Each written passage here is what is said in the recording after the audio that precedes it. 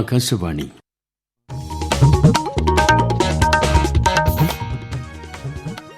നമസ്കാരം. പ്രാദേശിക വാർത്തകൾ വായിക്കുന്നത് തുളസീദാസ് പരമേശ്വരൻ.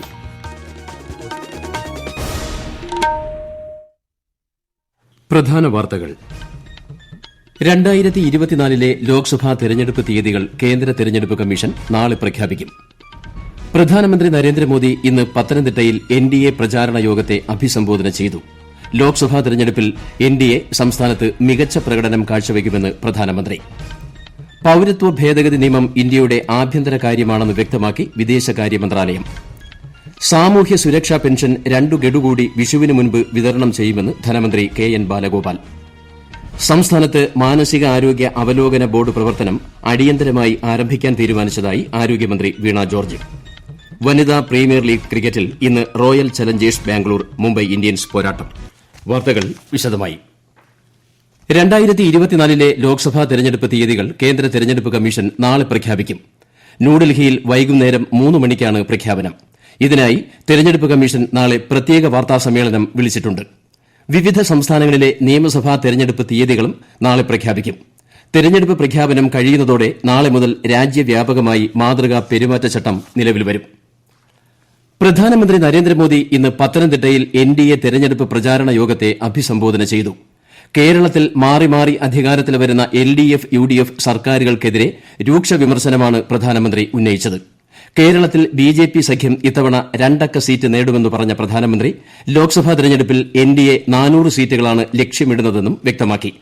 സംസ്ഥാനത്തിന്റെ വികസനം ബിജെപി ഉറപ്പു നൽകുമെന്ന് പറഞ്ഞ അദ്ദേഹം സ്വർണ്ണക്കടത്ത്, സോളാർ ഉൾപ്പെടെയുള്ള വിഷയങ്ങൾ ഉയർത്തിക്കാട്ടിയാണ് സംസ്ഥാന സർക്കാരിനെയും കോൺഗ്രസ് പാർട്ടിയെയും വിമർശിച്ചത്. ആറ്റിങ്ങൽ, പത്തനംതിട്ട, ആലപ്പുഴ, മാവേലിക്കര മണ്ഡലങ്ങളിൽ എൻഡിഎ സ്ഥാനാർത്ഥിമാരായ വി. മുരളീധരൻ, അനിൽ ആന്റണി, ശോഭാ സുരേന്ദ്രൻ, ബൈജു കലാശാല തുടങ്ങിയവരും കെ. സുരേന്ദ്രൻ, തുഷാർ വെള്ളാപ്പള്ളി ഉൾപ്പെടെയുള്ള നേതാക്കളും പരിപാടിയിൽ പങ്കെടുത്തു. 1 ലക്ഷത്തോളം പാർട്ടി പ്രവർത്തകരാണ് പത്തനംതിട്ട ജില്ലാ സ്റ്റേഡിയത്തിൽ നടന്ന സമ്മേളനത്തിനായി എത്തിച്ചേർന്നത്. ഈ മാസം 19-ന് പാലക്കാട് നടക്കുന്ന പ്രചാരണ പരിപാടിയിലും പ്രധാനമന്ത്രി പങ്കെടുക്കും. സാമൂഹ്യ സുരക്ഷാ ക്ഷേമനിധി പെൻഷൻ 2 ഗഡു കൂടി വിഷുവിന് മുൻപ് വിതരണം ചെയ്യാൻ തീരുമാനിച്ചതായി ധനമന്ത്രി കെ.എൻ. ബാലഗോപാൽ. 3200 രൂപ വീതമാണ് ഗുണഭോക്താക്കൾക്ക് ലഭിക്കുക. നിലവിൽ 1 ഗഡു തുക വിതരണത്തിലാണ്. ബാങ്ക് അക്കൌണ്ട് നമ്പർ നൽകിയിട്ടുള്ളവർക്ക് അക്കൌണ്ട് വഴിയും മറ്റുള്ളവർക്ക് സഹകരണ സംഘങ്ങൾ വഴി നേരിട്ടും പെൻഷൻ എത്തിക്കും. സംസ്ഥാനത്ത് മാനസിക ആരോഗ്യ അവലോകന ബോർഡുകളുടെ പ്രവർത്തനം അടിയന്തരമായി ആരംഭിക്കാൻ തീരുമാനിച്ചതായി ആരോഗ്യമന്ത്രി വീണ ജോർജ്. തിരുവനന്തപുരം, കോട്ടയം, തൃശൂർ, കോഴിക്കോട് എന്നിവിടങ്ങളിലെ മെന്റൽ ഹെൽത്ത് റിവ്യൂ ബോർഡുകൾ അടുത്ത മാസം 1-ന് പ്രവർത്തനം ആരംഭിക്കും. മാനസിക രോഗമുള്ള വ്യക്തിയുടെ അവകാശങ്ങൾ സംരക്ഷിക്കുന്നതിനുള്ള ക്വാസി ജുഡീഷ്യൻ സംവിധാനമാണ്. മാനസികാരോഗ്യ ചികിത്സയുമായി ബന്ധപ്പെട്ട പരാതികളും ആക്ഷേപങ്ങളും പരിഹരിക്കുകയാണ് ബോർഡിന്റെ ചുമതല. പൌരത്വ ഭേദഗതി നിയമം ഇന്ത്യയുടെ ആഭ്യന്തര കാര്യമാണെന്നും രാജ്യത്തിന്റെ പാരമ്പര്യത്തിനും മനുഷ്യാവകാശങ്ങളോടുള്ള പ്രതിബദ്ധതയ്ക്കും അനുസൃതമായിട്ടാണിതെന്നും വിദേശകാര്യ മന്ത്രാലയം. പൌരത്വം നൽകുന്നതിനാണ് നിയമം നടപ്പാക്കുന്നതെന്നും പൌരത്വം എടുത്തുകളയുകയല്ല ഇതിലൂടെ ഉദ്ദേശിക്കുന്നതെന്നും മന്ത്രാലയ വക്താവ് രൺധീർ ജയ്സ്വാൾ മാധ്യമങ്ങളോട് പറഞ്ഞു. ഇന്ത്യൻ ഭരണഘടന രാജ്യത്തെ എല്ലാ പൌരന്മാർക്കും മതസ്വാതന്ത്ര്യം ഉറപ്പു നൽകുന്നതായി ചൂണ്ടിക്കാട്ടിയ അദ്ദേഹം പൌരത്വ ഭേദഗതി നിയമം സംബന്ധിച്ച് അമേരിക്ക നടത്തിയ അഭിപ്രായ പ്രകടനം അനുചിതമാണെന്നും പ്രതികരിച്ചു. ഈ വാർത്തകൾ ആകാശവാണിയിൽ നിന്ന്.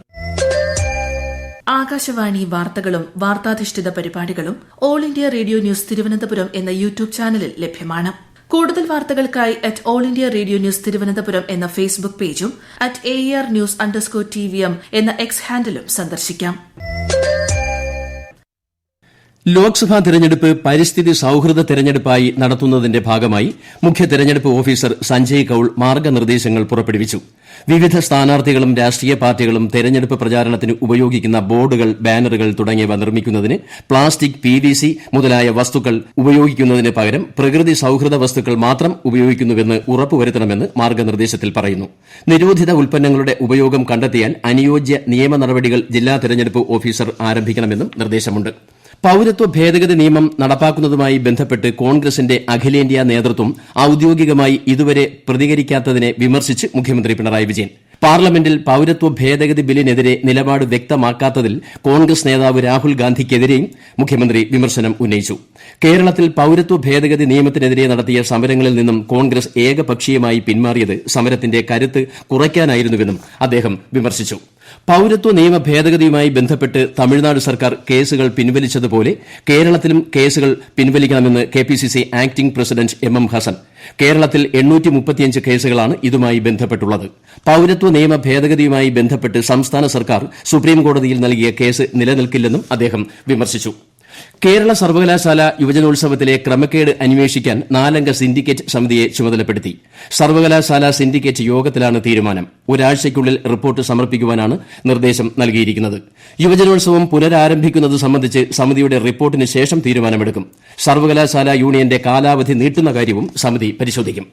മഹാത്മാഗാന്ധി സർവകലാശാലയ്ക്ക് നാഷണൽ അസസ്മെന്റ് ആന്റ് അക്രഡിറ്റേഷൻ കൌൺസിലിന്റെ A++ ഗ്രേഡ് ലഭിച്ചു.